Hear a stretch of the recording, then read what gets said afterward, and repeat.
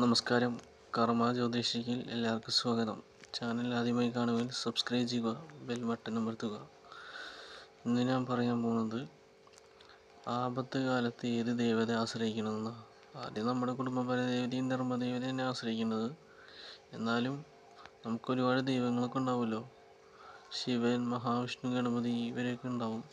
പക്ഷേ അവർ ഏറ്റവും കൂടുതൽ വേഗത്തിൽ വന്ന് നമ്മൾ ആപത്തിനെ രക്ഷിക്കുന്നത് മഹാനായ നരസിംഹമൂർത്തിയാണ്.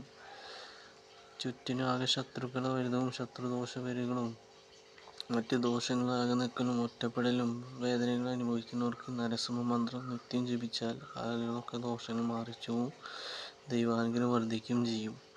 മന്ത്രം ഉഗ്രവീര മഹാവിഷ്ണു ജനതം സർവതോമുഖം നരസിംഹ ഭീഷണ ഭദ്രമൃത്യുമൃത്യു നമാമ്രിയം. ഈ മന്ത്രം 108 തവണ വെച്ച് നിത്യം ജപിച്ചാൽ മതി. എല്ലാ ദോഷങ്ങളും നിങ്ങൾ വിട്ടുപോവുകയും ചെയ്യും. വീട്ടിലൊരു ഐശ്വര്യം സംരക്ഷണവും നൽകുമായിരിക്കുന്നതായിരിക്കും. നന്ദി, നമസ്കാരം.